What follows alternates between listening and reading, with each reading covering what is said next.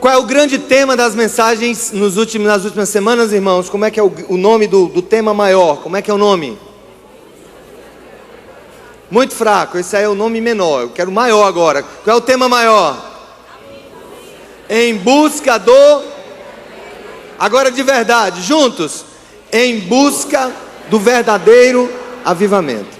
E na parte 7, nós vamos fazer a seguinte pergunta e tentar responder a partir da história desse homem. Como ser um agente de... Vamos repetir então? Como ser um agente de transformação. Olhem para mim, eu preciso de um close aqui em cima da mesa. Nos meus dedos. Para que vocês entendam o texto, eu vou usar meus dedos. Vamos lá, pode ir. Mais.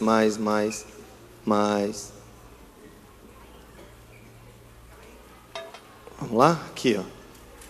Todo mundo está vendo aqui os meus dedos? Digamos que aqui é Israel. Combinado? Combinado? Ok. Deus escolheu esse lugar aqui para os judeus. E... Por que ele vai ao contrário? Eu não entendi. É porque eu estou vendo em espelho. Ok, vou começar aqui. Aqui é Israel, combinado? Deus escolheu Israel para o seu povo, combinado? Agora, o povo de Israel foi um povo idólatra, foi um povo que tentou destruir o plano de Deus na vida deles, foi um povo que não foi temente aos propósitos de Deus. Alguém parecido com alguns que podem estar aqui. Deus tem um grande plano, mas as pessoas não estão nem aí, e diante desse grande plano, Deus... para disciplinar por amor o seu povo, ele levou o seu povo que estava aqui, ó, vamos lá de novo, pode ir o close aqui, meu dedinho, o povo estava em Israel, então o povo foi levado para o cativeiro, para cá, aqui, Babilônia, nome do rei, Nabucodonosor, projeto, dominar o mundo. Quem estava permitindo que Nabucodonosor dominasse o mundo? A soberania de Deus, amém? Desse lado, os babilônios reinaram, os melhores homens de Israel foram levados para lá, a nação judaica foi destruída, e aqui, chega a hora de Nabucodonosor e do reino da Babilônia ser dominado por um outro reino, os persas. Aqui estavam, dentre os persas, Ciro e Dario, que foram reis do Império Persa. E o povo que estava aqui, quando Ciro domina a Babilônia, volta para a terra deles, por um decreto de Ciro. E aí lá vem o povo. E volta para cá. Aqui é o quê? Israel. Só que quando o povo chega aqui, o que é que o povo encontra? Duas opções. Uma cidade extremamente bonita, as ruas calçadas, os muros muito limpos, o templo extremamente organizado. Opção 2. Muros derrubados, o templo derrubado, bestas feras no meio da cidade, mato comendo no centro, pobreza, sofrimento e vergonha. Opção 1 ou 2? Ok. Mas aqui, ainda, no reino dos persas, está um homem chamado Neemias. Neemias era judeu, Neemias era inteligente, e Neemias tinha um grande acesso ao rei, ele era amigo do rei. Eu fico pensando, quantos não querem ser amigos do rei, né? Ano que vem vai ter um bocado de gente querendo ser amigo do rei. Aí 2 anos depois, um bocado de gente querendo ser amigo do rei, ou dos reis, não é assim? Ou seja, ele estava muito bem. Neemias estava bem ou mal? Ótimo. Sabe qual era a tarefa dele? Copeiro do rei. Ele era de tanta confiança do imperador, que ele provava a comida antes que o rei comesse. Então, digamos, rei, hoje o prato é camarão ao molho de ervas babilônicas. Um prato que o povo que nós invadimos deixou. Irei comer aqui, rei, para saber se o senhor pode. Pode comer, rei. Mas o seu povo estava onde? Na Pérsia ou de volta a Jerusalém em sofrimento, em amargura e em desespero? Estava na Pérsia. Quando o irmão de Neemias chega ao palácio do rei, só para você se localizar, Bagdá, hoje, capital de quem? Bagdá, Iraque. Era por ali que ficava a sede do reino, tanto da Babilônia quanto da Pérsia. Ali. E Jerusalém, onde Jerusalém é hoje. O irmão dele chega em Bagdá e dá uma notícia. E ele pergunta: ô Anani, como está o meu povo, o nosso povo? Ah, Neemias, aqueles que sobreviveram no cativeiro estão lá na província passando por grande sofrimento e humilhação. Porque Judá era uma província nessa época. Ciro liberou o povo para voltar, mas Jerusalém, Judá, Israel continuaram sendo uma província ligada ao imperador. Ótimo. Vamos ler agora o que é que acontece, certamente, em um dos grandes átrios do palácio, em um momento extremamente confortável para Neemias. Capítulo 1. Palavra de Neemias, filho de Acalias. No mês de Quisleu, no 20º ano, enquanto eu estava na cidade de Suzã, Anani, um dos meus irmãos, veio de Judá com alguns outros homens, e eu lhes perguntei acerca dos judeus que restaram, os sobreviventes do cativeiro, e também sobre quem? Sobre quem, gente? Eu quero só fazer uma pergunta: quem é a nossa Jerusalém?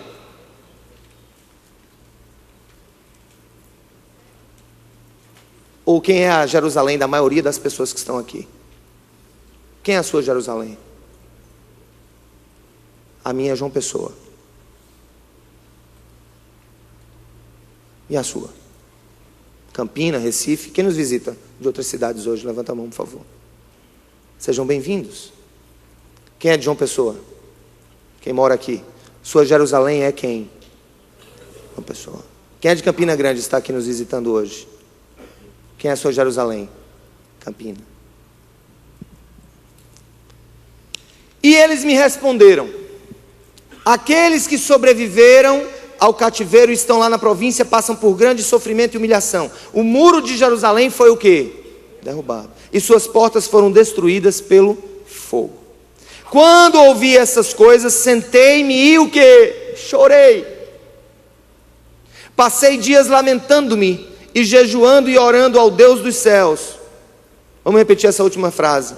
Passei dias lamentando-me, jejuando e orando ao Deus dos céus. Estamos prontos. Naquela hora, Neemias recebe uma notícia. Ele estava numa situação boa ou ruim, queridos? Por favor. Ele era amigo ou inimigo do rei? Ele comia sobras ou comia antes do rei comer? Ele estava bem ou mal? Ele estava ótimo, quero lhes dizer isso. E eu fico pensando, quando Deus toca uma comunidade, quando Deus toca o coração de pessoas, Ele nos toca muitas vezes no alto do palácio das nossas comodidades. Para nós está tudo bem. Aí eu pergunto para você: está tudo bem com você? Talvez a grande maioria diga: olha, comparando com o que está passando com esse povo, está tudo bem. Eu gostei muito de uma palavra que meu filho disse ontem. Talvez já sejam o brotar de algumas sementes que nós plantamos. Ele disse: meu pai, eu fui tocar na festa do Cidade Viva, no Criança Viva, lá no Casarão. E eu vi muitas crianças que são abrigadas. Alguns não têm pais nem mães, outros não podem estar com os pais por alguma medida judicial. E ele disse para mim: pai, mexeu muito comigo aquele momento. Eu disse: por que, meu filho? Porque eu nunca vi tantos sorrisos. E fico pensando, às vezes nós e eu reclamamos de tanta coisa. O mundo do meu filho é um mundo tranquilo, graças a Deus. Estuda numa boa escola, tem pais tementes a Deus, que o supre, que ama, que cuida. Neemias tinha todas essas circunstâncias, ele estava muito bem. E na hora que ele recebe a notícia de Anani, o que é que ele faz? Ah, tudo bem, beleza, vamos orar, né, irmão? Vamos orar, né, Nani? Talvez Deus levante algum pássaro, ou um leão, que vai comer os inimigos de Israel. Foi isso que ele fez? Não. Sentou, orou, lamentou e disse. Aí ele faz uma oração linda. Olha o que é que vem na oração, vamos ler a oração. Senhor Deus dos céus, versículo 5. Deus grande e temível, fiel à aliança e misericordioso com os que te amam e obedecem aos teus mandamentos. Que os teus ouvidos estejam atentos e os teus olhos estejam abertos para a oração que o teu servo está fazendo diante de ti, dia e noite, em favor de teus servos, o povo de Israel. Confesso os pecados que nós, os israelitas, temos cometido contra ti. Sim, eu e meu povo temos pecado, agimos de forma corrupta e vergonhosa contra ti. Não temos obedecido aos mandamentos, aos decretos e às leis que deste ao teu servo Moisés. Lembra-te, vamos ler comigo. Lembra-te agora do que disseste a Moisés teu servo. Se vocês forem fiéis, eu os espalharei entre as nações. Mas se voltarem para mim, obedecerem aos meus mandamentos e os puserem em prática, mesmo que vocês estejam espalhados pelos lugares mais distantes debaixo do céu, de lá eu os reunirei e os trarei para o lugar que escolhi para estabelecer o meu nome. Louvado seja o nome do Senhor.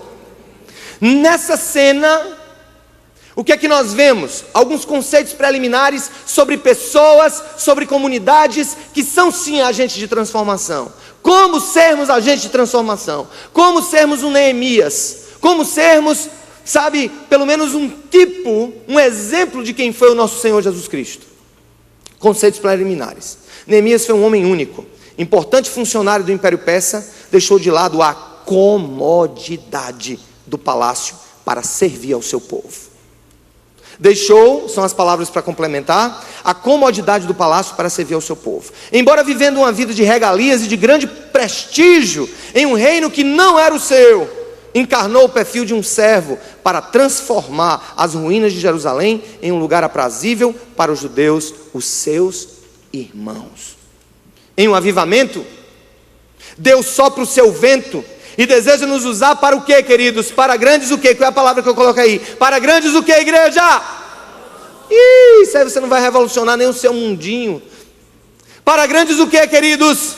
Revoluções. E essas revoluções, elas têm duas categorias que Deus quer nelas nos envolver. Primeira delas, Deus quer que operemos revoluções espirituais. A revolução espiritual é o pregar da palavra, é o pregar do arrependimento, é o pregar do evangelho, é o dizer à humanidade: vocês estão longe do Criador e vocês não têm esperança sem o Criador. Esse é o lado espiritual. Mas aí eu fico pensando, o que são revoluções sociais? Deus está nos dando, gente, escuta aí, eu chego a me arrepio quando eu falo nisso. Deus está nos dando uma grande oportunidade, por todos os recursos que Ele colocou na nossa mão, por um canal de televisão, por um lugar como esse, por pessoas como vocês, por pessoas aqui que eu sei que são influentes na sociedade, por pessoas que são aqui, talvez um tipo de Neemias, que não viva os problemas sociais que o povo de Neemias vivia. Deus está nos dando uma grande oportunidade de revolucionar, uma grande oportunidade de mudar. E o Godstock, ele vem como essa onda que sai. E eu fico pensando, de onde vem a palavra igreja? A palavra igreja vem da palavra grega eklesia. Eclesia. Eclesia significa assembleia. Assembleia. E essa palavra no grego, ela tinha o significado de ir para fora. O povo que saía das suas casas e se reunia fora delas. A favor de quem? Da polis. O que é a polis? A cidade. Jesus usou um termo corriqueiro para o direito romano, para as organizações das cidades-estado gregas daquele tempo, e Deus dá a ela dá a nós o nome de igreja. Nós somos a Assembleia de Deus. É por isso que o nome é Assembleia de Deus, a denominação Assembleia de Deus foi muito feliz em escolher esse nome, porque a Assembleia de Deus seria a definição em português, ao pé da letra, do que significa eclesia. Parabéns aos irmãos assembleanos. Nós somos a eclesia de Deus, a Assembleia de Deus, que sai, porque eu disse domingo, quem ama, E aí eu vou continuar, e eu vou acrescentar um outro verbo: quem ama vai, quem ama sai. Quem ama, quem ama, sai. E Neemias saiu do palácio, ele pulou o muro do palácio, no sentido metafórico. Ele vai ao seu povo, ele sai do seu estado de acomodação. Olha, gente, não é à toa que o ir, o sair e o ir para uma outra realidade foi o que Jesus fez primeiro. Jesus deixou toda a sua realidade, ele renunciou todos os seus direitos para se envolver conosco, um povo que não presta. E Neemias fez o mesmo. Eu quero dizer uma coisa para você: para sermos agentes de transformação, nós temos que ser usados por Deus para revoluções espirituais e também sociais. Jesus disse: tive fome e me deste comer, estive preso, vocês foram me visitar, estive doente, vocês foram orar por mim, fui estrangeiro, vocês me acolheram. E todo mundo ficou perplexo: onde é que o Senhor passou por tudo isso que nós não vimos? Todas as vezes, disse Jesus, que vocês fizerem com essas pessoas que passam por essas situações, vocês estão fazendo comigo. Por quê? Porque a eclesia de Deus, a igreja de Deus, ela sai da sua comunidade. Isso aqui é um palácio. Isso aqui é a melhor coisa do mundo. Um banquinho para eu me sentar, as câmeras aparecendo para você que está em casa. Isso aqui é um palácio. Isso aqui é um palacete. E não tem nenhum problema em ser.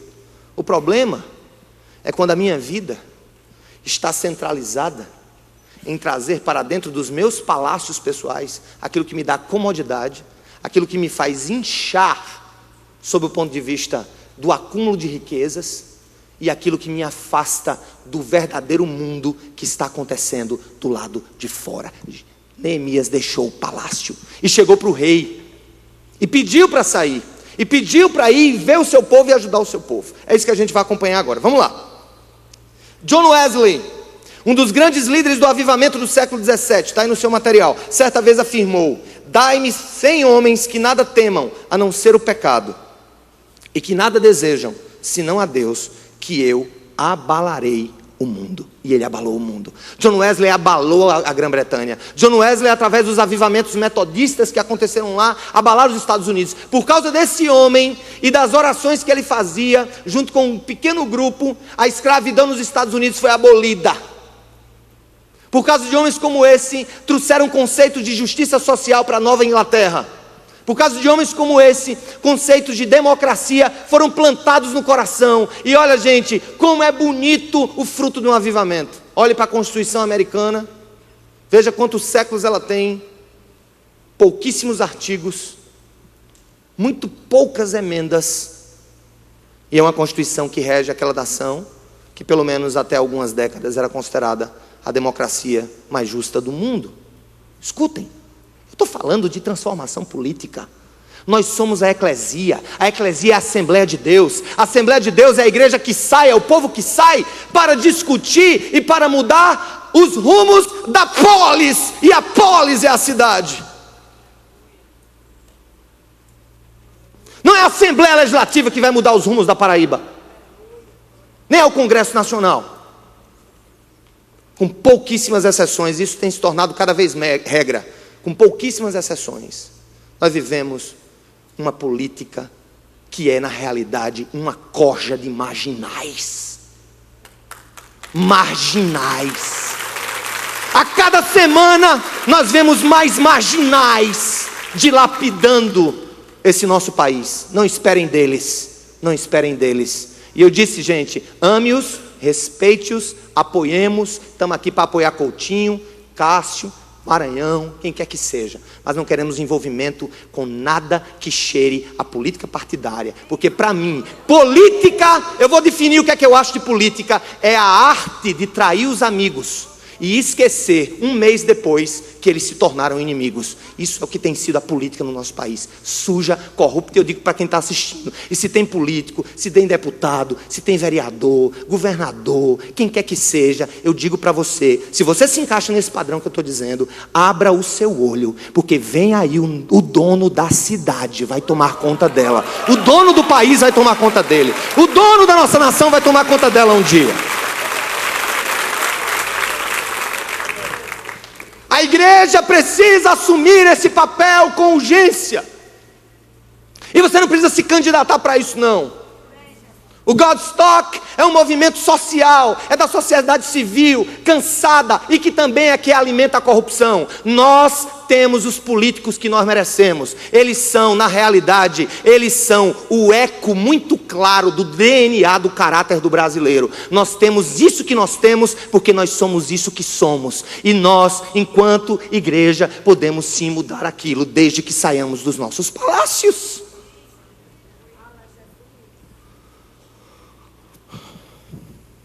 John Wesley disse que mudaria o mundo com 100 homens. Quando eu olho para essa igreja, mais de 3.000 pessoas. E eu tenho pedido: Senhor, me dá 20% de fiéis. Eu sobrevivo com 80% de telespectadores. Dê-me 20% de fiéis dessa comunidade. Gente que queira arregaçar a manga pelo próximo, que queira viver a ética de Cristo a partir da mesa do café da manhã dentro de casa. Gente que assuma o compromisso de ser como aquele que você diz que é o seu Senhor é. Eu acho muita graça. Tu és seguidor de quem? Eu sou seguidor de Jesus. Quem é seguidor de Jesus quer ser como Jesus. Você é um mero religioso, fariseu, religioso. Mas Neemias não.